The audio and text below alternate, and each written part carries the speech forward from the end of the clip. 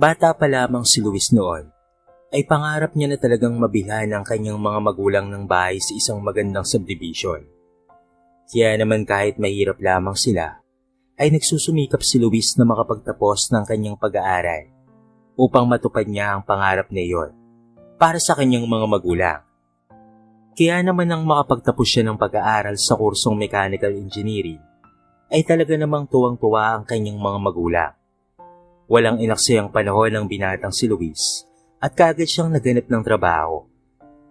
Swerte at pinalad naman siyang makapasok sa isang malaki at kilalang kumpanya ng alak dito sa Pilipinas. Hindi nagtagal, ay unti-unting gumanda ang takbo ng buhay ng pamilya ng binata dahil ito sa kanya. Nabili na niya ang kanyang mga magulang ng pinapangarap niyang bahay para sa mga ito sa isang kilalang subdivision. Diyos ko anak, totoo ba to? Dito na tayo titira? Hindi makapaniwalang usal ni Aling Rodora sa kanyang anak na si Luis. Opo nay, sa atin na po itong bahay nito. Para po ito sa inyo ni tatay. Masayang tugon ni Luis sa kanyang ina na maluha-luha pa at hindi makapaniwala sa narinig. Dati ay pangarap lang namin ng nanay mo ito anak. Ngayon na ito na, nagkatotoo na. Wika naman ni Mang Delfin kay Luis. Anak, thank you ha. Masayang sambit naman ni Aling Rodora at sa kaniyakap ang anak ni si Luis. Walang anuman po yun ay, para po sa inyo yan. Hangad ko po ang kaligayahan niyo ni tatay. Masayang tugon ni Luis sa kanyang mga magulang. Halika na po kayo nay tay sa loob para maayos na po natin ang mga gamit na nabili natin. Excited na sambit ni Luis sa kanyang ama't ina. Nagtulong-tulong nga silang tatlo upang maayos ang loob ng bahay. Hapon na nang sila'y matapos. Wow naman nay, mas lalong gumanda nung naayos na ang mga gamit. Masayang sambit ni Luis. Siyempre naman anak, expert ata ang nanay mo pagdating sa pagdedecor. Tignan mo naman yung luma nating bahay oh. Kahit maliit lang yun ay maganda at malinis ang loob nun. May pagmamalaking wika ng nanay ni Luis. Ayun ang gusto ko sa'yo na eh. Sabay yakap ni Luis sa kanyang ina. O siya, sa labas naman ang ayusin natin. Singit naman ni Mang Delfin, habang hawak-hawak ang walis at dustpan. Naku tay, magpahinga na po kayo ni nanay. Ako na po ang bahala sa labas. Pikil ni Luis sa kanyang ama. Ay hindi anak, tutulong kami ng tatay mo. Kung gusto mo, ay tulungan mo na lamang kami para mabilis tayo. Suwestyon ni Aling Rodora sa kanyang anak. Kaya naman tatlo silang nagtulong-tulong sa paglilinis sa kanilang likod bahay. At maging sa harap nito, nang biglang mapansin ni Aling Rodora ang bahay sa kanilang tapat. Ano ba yan? Bakit naman ganyan yung bahay sa tapat natin? Nakakasira naman ang view. Naiirit ang saad ni Aling Rodora sa kanyang sarili. Nang mapansin ni Luis na nakasimangot ang kanyang ina, O nay, bakit po parang naiinis po kayo dyan? Usisa ni Luis sa kanyang ina. Ha? Ay wala anak. May nakita lang kasi akong hindi maganda sa paningin ko. Naiirit ang saad ni Aling Rodora sa kanya. Ano po yun, Nay? Hindi ko po kayo maintindihan. Nagugulumihan ang tanong ni Luis sa kanyang ina. Ayun o, sabay turo ni Aling Rodora sa bahay na nasa tapat nila. Anak pu't pinayagan ng ganyang istruktura ng bahay sa ganitong klaseng subdivision? Tanong ni Aling Rodora sa kanyang anak. Ayan po ba, Nay? Baka barracks po ng mga construction worker yan. Marami po kasing itatay yung bahay dito. Kaya siguro po, ay pansamantalang nagtayo sila dyan ng barracks. Paliwanag ni Luisa na naiirit ang ina. Ganun ba? Bukas na po kasi ipapatanggal natin yan anak.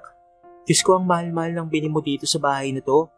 Tapos ganyang tanawin lamang ang bubungaran natin pagkagising natin sa umaga. Hindi ako papayag ng ganun. Ipapaalis ko yan bukas na bukas din. Mataray na wika ni Aling Rodora sa kanyang anak. Nay, hayaan niyo na po. Hindi naman po naaapektuhan ng bahay natin. At saka isa pa po, Nay, minsan din tayong tumira sa ganyang uri ng bahay. Paalala ni Luis sa kanyang ina. Yun nga anak eh. Gusto ko lang kalimutan yung pangit na lugar na yon at pati na rin yung bahay natin dati. Pero paano ko yun makakalimutan kung sa tuwing sasilip ako, ang barong-barong na yan ang nakikita ko at nagpapaalala sa akin ang katayuan natin sa buhay noon. Mayabang na sambit ni Rodora sa kanyang anak. Sino ba kasing may-ari ng bahay na yan? Nang sa gayon ay makausap ko. Mataray na tanong ni Rodora kay Luis. Nay, hayaan nyo na po. Huwag nyo na pong intindihin yung bahay sa tapat natin. Ang mahalaga ay maayos na po ang bahay na meron tayo ngayon. Malumanay na saad ni Luis sa kanyang ina. Anak, hindi mo naiintindihan eh. Matagal kong inaasam-asamang mamuhay sa lugar na maayos. Nandito nga tayo sa isang magandang subdivision, tapos ganyang bahay lang rin naman ang makikita ko sa araw-araw. Parang wala ring pinagkaiba sa dati nating tinitirhan. Kaya't wag mo akong pipigilan, dahil aalamin ko kung sino ang nagmamay-ari ng bahay na yan. Nakakainit ng ulo. Mayabang na saad ni Aling Rodora sa kanyang anak. Nay, ano naman po ang gagawin nyo kapag nalaman nyo kung sino ang nagmamay-ari ng bahay sa tapat natin? Tanong ni Luis sa kanyang ina. Di re-report ko sa homeowners dito sa atin, nang sa gayon ay mapatanggal yung pangit na bahay na yan. Tahasang saad ni Aling Rodora. Napapailing-iling na lamang si Luis dahil sa tinura ng kanyang ina. Hindi naman ito ganito dati, pero bakit bigla-bigla na lamang naging matapobre? Nay, sa pagkakaalam ko po, bahay at lugar lang po ang pinalitan natin. Bakit parang pati pag-uugali niyo po ay hindi na maganda? Hindi na po ito katulad ng dati. Kinalimutan niyo na rin po ba ito? Sarkastikong wika ni Luis sa naggagaliiting ina. Hay nako Luis, tumabi ka nga dyan. Huwag mo akong pipigilan sa gagawin ko ha. Kasi ito yung tama. Nagbabayad tayo ng mahal dito sa lugar na to. Tapos may kanyang kapangit na bahay. Usal ni Rodora. At dali-dali na nga itong lumabas ng kanilang bakuran. At naghanap ng kapitbahay na matatanungan patungkol sa pangit na bahay sa harapan ng kanilang bahay. Tamang-tama naman, may nakita siyang nagwawali sa labas. Hi, good morning Iha. Ako nga pala si Mrs. Arte, kapitbahay niyo dito. Halos kakalipat lang namin dito, kaya wala pa akong masyadong kakilala. Mahabang litanya ni Rodora sa dalagita. Good morning din po, Mrs. Arte. Nakangiting tugon ni Aliyah sa gina. Iha, pwede bang magtanong? Kakilala mo ba kung sino ang nagmamay-ari ng bahay sa bandang yon? Tanong ni Rodora sabay turo sa pangit na bahay. Po? Saan po? Nagugulo ang tanong ng dalagita. Sabay tingin sa itinuturo ng matanda. Ay no, yung bahay na yon? Taas ang saad ni Rodora sa dalagita. Kayo po ba yung bagong lipat sa tapat nun? Oo, Iha. Kami yung bagong lipat sa tapat ng pangit na bahay na yon. Kakilala mo ba kung sino ang nagmamay-ari ng bahay na yon? Bakit pinapayagang magtayo ng ganyang klaseng bahay dito sa loob? Sa pagkakaalam ko kasi, lahat ng nakatira dito ay mayayaman. Paanong nakapasok ang squatter dito? Usisa ni Rodora sa kausap. Naku, sa totoo lang po, bihira lang rin po namin makita ang may-ari ng bahay na sinasabi niyo po. Kasi bihira lang rin po yung lumabas, kaya hindi po namin siya nakakausap. Tugon ng dalagita kay Rodora. Ganun ba? Bakit kaya pinayagang magtayo ng bahay na ganyan yan dito? Nakita niyo ba kung paano nakapagpatayo ng ganyang bahay yan dito? Usisa pa ng ayaw paawat na si Rodora. Naku, sa totoo lang po ay nakatakip po ang lugar na yan at laging maraming trabahador. Ang akala nga po namin ay malaking bahay po ang ipinapatayo. Ngunit nagulat kami nang tanggalin na po ang harang. Ganyan po ang itsura ng bahay. Alam ko po may nagreklamo na po na homeowners ng patungkol sa bahay na yan. Kaya nga po ang tagal bago nakahanap ng kapitbahay ang bahay na yan eh.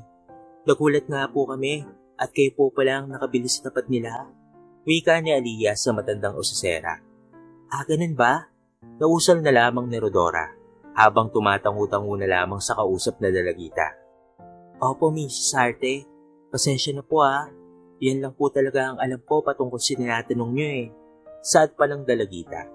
Maya-maya pa ay siya namang pagdating ni Luis. Nay, andito lang po pala kayo. Kung saan-saan po kita hinahanap. Usal ni Luis sa kanyang ina. Sige Iha, salamat sa impormasyong sinabi mo Pamamaalam ni Rodora sa dalagita at agad na nga silang umalis ni Luis. Anong impormasyon nyo, Nay? Nagtatakang tanong ni Luis sa kanyang ina habang naglalakad sila pauwi sa kanilang bahay. Saan pa ba? Di patungkol sa harap nating bahay na ang pangit-pangit? Mataray na sagot ni Rodora sa anak. Nay, hindi ba po sabi ko na sa'yo? Nahayaan nyo na po yan? Ano po bang impormasyon po ang nalaman nyo? Nainis na tanong ni Luis sa kanyang ina. Bakit bigla ka na lamang naging interesado dyan Sarkastikong wika ni Rodora sa kanyang anak. Wala naman po, Nay. Gusto ko lang rin pong malaman kung ano po ang nalaman nyo. Nangingiting tugon ni Luis sa kanyang ina. Ganito kasi yun, anak. Sabi ng dalagitang kausap ko kanina, hindi nila alam at kilala kung sino ang may-ari ng bahay na yan. Dahil nakatakip daw yan yung ginagawa. Isang babae raw ang may-ari ng bahay na yan. Sa katunayan nga, ay nagtataka rin sila gaya ko kung bakit nakatira yan dito. At akala nila ay mayaman dahil sa maraming trabahador daw yan noon. Pero gulat na gulat daw sila nang makita nila na ganyan ang itsura ng bahay noong matapos. Totoo po ba, Nay? Para namang hindi totoo ang sinasabi ng dalagitan na yun sa'yo, Nay. Hindi makapaniwalang saad ni Luis sa kanyang ina. Yan ang nga rin ang iniisip ko eh. Parang napaka-misteryoso naman nata ng may-ari ng bahay na yan. Ani ni Aling Rodora na tila ba nag-iisip ng malalim. Hay naku, ang mabuti pa, Nay, umuwi na lamang tayo para naman makapagpahinga ka na. Makikita rin natin ang may-ari ng bahay na yan sa mga susunod na araw. Dahil katapat lang naman natin siya. Doon mo na lang siya kausapin kapag nakita mo na siya, Nay. Suwestyon ni Luis sa kanyang ina. Oo nga, anak, no? Tama, ganyan na lamang ang gagawin ko. Humanda talaga sa akin yung babae na yun kapag nakita ko siya. Dahil naiinis talaga ako sa bahay niya. At sa harap pa talaga natin. Kasalanan mo rin kasi ito, anak eh. Nay, etong unit lang po kasi ang walang nagmamay-ari. Tapos ang mura-mura pa po. Kaya kinuha ko na lamang po kaagad. Hindi ko naman po alam na may katapat tayong ganyan. Huwag na po kayong magalit sa akin, Nay. Wika ni Luis sa kanyang ina. O siya, sige na. Nariyan na yan eh. Kahit pa magalit ako, hindi na mawawala yung bahay na yan sa harapan natin. Magpahinga na lamang tayo pagkarating sa bahay. Saad pa ni Rodora sa anak ni si Luis. Samantala halos 1 linggo na ang lumipas. Mula nang sila'y makalipat ng bahay. Ngunit hindi pa rin nakikita ni Rodora ang may-ari ng bahay sa kanilang tapat. Good morning, Nay. Ang aga-aga ay nakasilip ka na po dyan. Sita ni Luis sa kanyang ina. Anak, nagbabaka sakali lang naman kasi ako na baka makita ko ang may-ari ng bahay na yan. Tugon ni Rodora sa kanyang anak. Naku, Nay, baka inabandano na po yan ng may-ari, kaya ganyan na po ang itsura niyan. Kung ako po sa inyo, ay titigilan ko na po ang kakasilip dyan. Kasi mag-iisang linggo na rin naman po tayo dito. Hindi nyo pa rin po nakikita ang may-ari. May stress ka lang dyan sa mga pinagagagawa mo, Nay. Wika ni Luis sa kanyang ina. Wala akong pakialam. Basta't humanda talaga ang may-ari ng bahay na yan. Dahil sa hindi ako komportable na tumira dito hanggat hindi pa nawawala sa harapan natin yan. Patigas na saad ni Rodora sa kanyang anak. Na siya namang ikinabuntong hininga na lamang ni Luis. Hay nako, ikaw na lamang po ang bahala, Nay. Alis na lamang po muna ako at marami pa akong aasikasuhin sa opisina. Paalam ni Luis sa kanyang ina at agad na nga itong umalis. Palaisipan talaga kay Rodora ang lahat. Inaabangan niya ng mabuti ang nakatira sa bahay na iyon upang ito'y kanyang makausap. Ilang araw rin siyang naghintay dahil mailap talaga ang may-ari nito. Hanggang isang araw ay nagulat na lamang siya nang biglang lumabas ng bahay na iyon ang may-ari. Sa wakas lumabas ka rin sa lungga mo. Mukhang nag-iisa lang kaya walang pakialam sa buhay. Humanda ka sa akin. Saad ni Rodora. At nakangisi pa ito habang papalabas ng kanilang bahay na siya namang naabutan ni Luis. Nay, sandali lang po. Hayaan niyo na po siya. Siya naman po ang nauna dito eh. May karapatan po siya sa kung ano ang gusto niyang ipatayong bahay. Dahil lupa naman niya yun. Hindi po natin alam baka may dahilan po siya. Awat ni Luis sa kanyang ina. Luis, anak, kung hindi ako kikilos, ay palagi kong makikita mula rito ang pangit na bahay na yan. Hindi ka ba naasiwa? Kakausapin ko lang naman siya ng sa gayon ay may ayos niya ang bahay niya para alam niyang nakakaperwisyo siya ng paningin ng iba. Aniya. Pero Nay, mali pa rin po ang gagawin mo. Huwag kang magpadalos-dalos. Baka sa huli mapahiya pa po tayo sa gagawin mong yan. Nag-aalalang saad ng kanyang anak. Kung ikaw ay nasisikmura mo ang makita ang pangit na bahay na yan, pues ako ay hindi. Ngayon ko lang siya nakitang lumabas kaya ito na ang tamang pagkakataon para siya ay kausapin. Huwag mo akong pipigilan, Luis ha. Matagal kong hinintay ang pagkakataon na ito. Saad pa ni Rodora sa kanyang anak. Pero Nay, hindi na natapos pa ang sasabihin ni Luis dahil lumabas na ang kanyang ina ng kanilang bahay at hindi na nagpaawat pa ang matandang babae upang kumprontahin ang may-ari ng bahay. Dahil doon ay hindi niya napigilan pa ang kanyang sarili sa sobrang pagkainis dito. Mawalang galang na, Iha. Ikaw ba ang may-ari ng bahay na yan? Turo ni Aling Rodora sa bahay na nasa harapan niya. Magandang umaga rin po, Mrs. Opo, bakit ho? Nagtatakang tanong ng dalaga. Wala ka ba talagang planong ipaayos ang bahay mo? Kontento ka na ba sa ganyan? Bungad ng matanda. Tumingin ng dalaga sa kanyang bahay. Ayos naman po ang bahay ko, Mrs. Kontento na po ako. Tugon naman ng dalaga. Ano? Kontento ka dyan? Diyan sa bahay mong sobrang pangit, ha? Hindi makapaniwalang tanong na Rodora sa kausap. Opo, bakit po ba? Wala naman pong masama sa bahay ko, ha? Nagtatakang sagot naman ng dalaga. Ay nako, ano pa ba ang inaasahan kong isasagot mo? Siyempre ang mga kagaya mong tamad at irresponsable ay kontento na sa ganyang uri ng pamumuhay. Nakakatawa ka lang. Dahil sa ganitong lugar mo napili talagang magpatayo ng ganyang kapangit na bahay. Dagdag pa ni Rodora. Teka lang po, Mrs.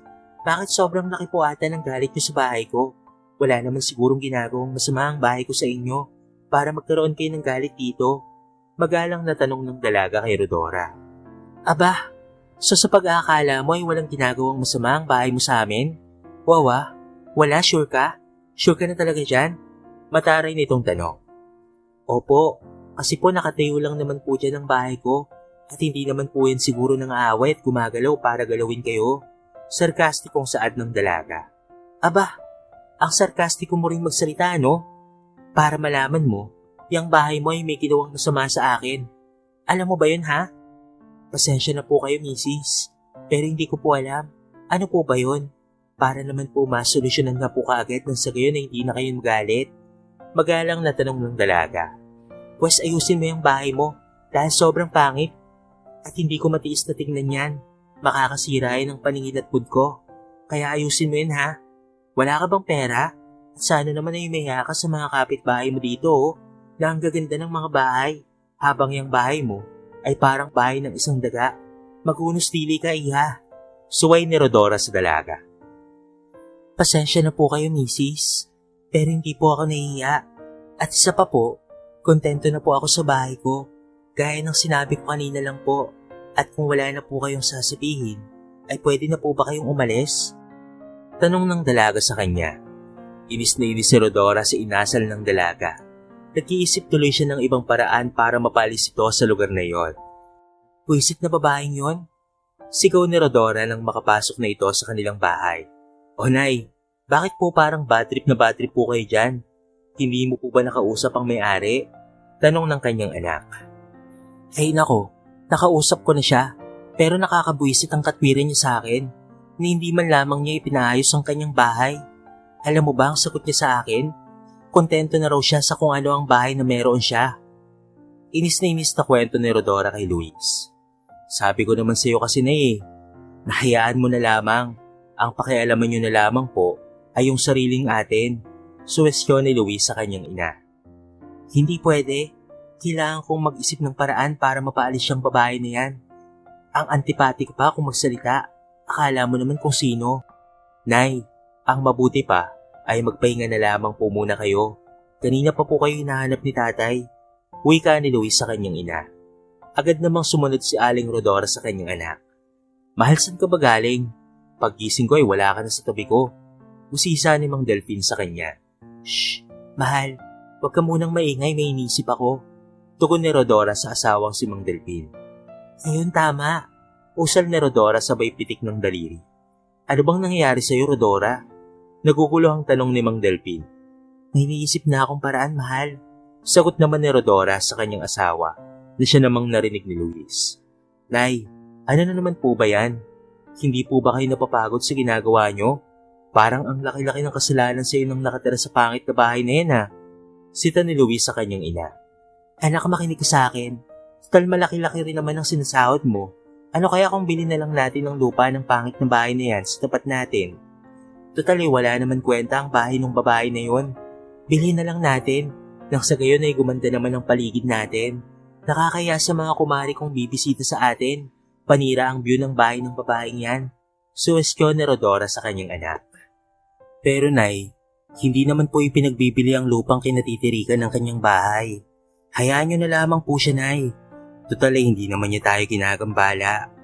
Ang intindihin na lamang po natin ay ang buhay na mayroon tayo, Nay. Wika ni Luis. Basta, kung ayaw mo, ako na lang ang gagawa ng paraan para tuluyan ng umalis ang babaeng yan dito sa lugar na to. Salbahing usal ni Rodora. Diyos ko, Nay, parang hindi ko na po kayo kilala sa inaasal nyo. Ano na naman po ba ang binabalak nyo?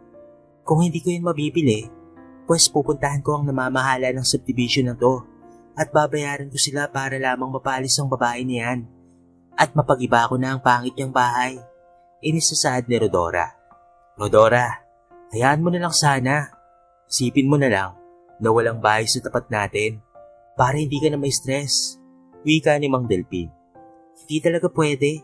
Ilang beses ko bang sasabihin sa inyo na hindi ko talaga masisikmura kapag nakikita ko yung pangit na bahay na yan, ha? Pinilhan mo nga kami ng bahay sa subdivision na to para maging masaya kami ng tatay mo, anak eh. Pero hindi ako magiging masaya hanggat hindi nawawala ang pangit na bahay na yan. Napapailing-iling na lamang si Mang Delpin sa pagbabago ng ugali ng kanyang asawa. Desidido naman si Rodora na paalisin ang babae sa kanilang subdivision upang mawala na rin ang bahay dito sa kanilang tapat. Pumunta siya sa pamunuan ng subdivision at inireklamo niya ang naturang babae na nagmamay-ari ng pangit na bahay. Magandang umaga po, pati ni Rodora sa namamahala sa kanilang subdivision. Magandang umaga rin po. Ano pong sadya natin, ma'am? Tanong ng presidente ng kanilang lugar. Gusto ko po sanang mapaalis ang pangit na bahay sa tapat ng bahay namin. Kahit magkano yung magbabayad ako, mapag-iba lang po ang bahay na sinasabi ko. Nakakasira po kasi ng view sa lugar natin. Mayabang na wika ni Rodora sa kausap. Sandali lang po, mama. Ano po bang dahilan? At gusto niyo pong mapag-iba ang bahay na nasa harapan ng bahay niyo? Ginagambala po ba kayo ng may-ari nito? Saktan po ba kayo? Ano pong dahilan, ma'am? Usisa ng tagapamahala ng lugar. Wala pong pananakit na naganap. Ang akin lang po ay hindi bagay ang bahay niya na pangit sa lugar natin na maganda. Nakakababa ng dignidad. Kung ako sa inyo, ay paalisin ko na ang may-ari nito. Hanggat hindi niya pa kayang magpatayo ng bahay na naaayos sa subdivision na ito. Kawawa kaming mga kapitbahay niya. Wika ni Rodora. Bakit naman po kayo magiging kawawa, Mrs.? Hindi naman po kayo ang tumitira sa bahay niya.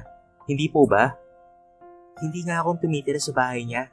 Pero kawawa ako dahil sa nasisira ang mood ko sa araw-araw na siyang naging dahilan upang magkaroon ako ng stress at pati na rin depresyon dahil sa nasanay ako na magagarang bahay ang kaharap ko. At isa pa, kaya nga kami pumili ng bahay at lote sa lugar na ito para makapag-relax ako at maiwasan ng stress at depresyon. Dahil sa nagka-anxiety attack ako noon. Pagdadrama pa ni Rodora. Pero Mrs., wala po tayong magagawa dahil naaprobahan naman na po ng asosyon ang desisyon ng kanyang bahay. Wala naman pong mali dito. Saad ng pamunuan. Bulag ba kayo? Hindi niyo ba nakikita kung gaano kapangit ang bahay na yan? Napataas naman ang boses ni Rodora sa kanyang kausap. Mabuti na lamang at agad na dumating ang kanyang mister kasama ang kanyang anak na si Luis. Nay, umalis na po tayo. Nakakahiya na po ang ginagawa niyo. Bulong ng kanyang anak na si Luis. Pasensya na po kayo sa mga pinagsasabi ng asawa ko Paghingi ng pasensya naman ni Mang Delpin sa tagapamahala. At agad naman ang hinila na Delpin ng kanyang asawang si Rodora. Sa kabilang dako naman ay lumabas ang babae sa kanyang bahay upang malaman kung ano ang nangyayari. Nagulat siya nang malaman niyang nirereklamo pala siya ng bagong kapitbahay dahil sa labis na kapangitan ng bahay niya. Hindi ako aalis sa bahay na to hanggat hindi pa napapalis ang babae nito sa lugar na ito. Sigaw ni Rodora na siyang naging dahilan upang pumunta ang lahat ng nasa asosasyon sa kanilang street sa labas ng bahay ng dalagang nagmamay-ari ng pangit na bahay. Rodora, nakakahiya na. Maraming tao lang nakatingin sa atin. Bulong ng kanyang asawa. Huminahon kayo, Mrs. Hindi po talaga maaari. Saad ng lalaki na isa sa mga tagapamahala ng lugar. Hindi ako hihinahon. Hanggat hindi niyo ginagawa ng paraan na mapaalis ang babae niyan na nakatira sa bahay na to. Sigaw muli ni Rodora. Ayaw sanang sabihin ng pamunuan ang katotohanan, pero napilitan sila dahil sa nanggagaliting si Rodora. Mrs., hindi sana namin naaminin ng totoo pero mapipilitan kami para kayo na po ang huminahon at tumigil na po kayo. Siya nga po pala si Architect Elaine, anak po ng may-ari ng subdivision na ito. Ang kaisa-isang tagapagmana po At hindi po siya basta tambay lang po, kilala po siyang arkitekto. At ang bahay na ito ay ang kanyang unang plano. Hindi po siya katulad ng nakikita nyo. Hayaan nyo pong inibot ko po kayo sa loob. Saad pa ng lalaki, siyang naging dahilan upang magulat si Rodora. Ano? Hindi makapaniwalang naiusal na lamang ni Rodora. Sabi ko naman kasi sa'yo na Napapailing-iling na saad na lamang ng kanyang anak na si Luis. Ngumiti na lamang ang dalaga sabay sabing, pasok po kayo sa muntikong bahay.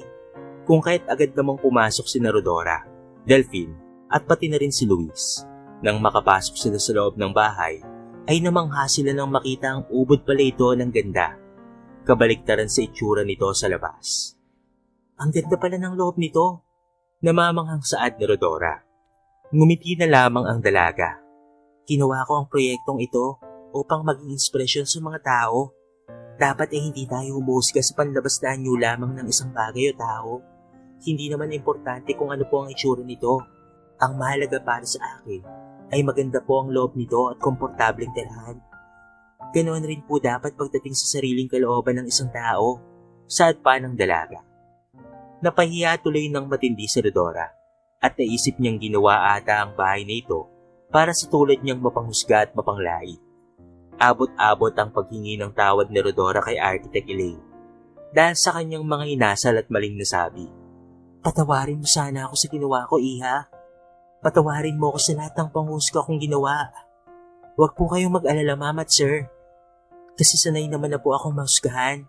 Ang isipin niyo na lamang po ay isa po itong leksyon, hindi lang kay Mrs. Sarte, kung hindi po sa lahat ng nasa subdivision na ito na nanlalait sa bahay ko. At sana naman ay wala na kayong mahusgahan pa na ibang bahay o hindi kaya ay tao. Makabulo ang saad nito. Kaya mula noon ay nagbago na ang tingin ng ginang sa bahay na iyon. Sa tuwing matatanaw niya ang naturang bahay, ay pinapaalala sa kanya ang malaking aral na kanyang natutunan na huwag basta-basta umusga sa panlabas na kaanyon lamang.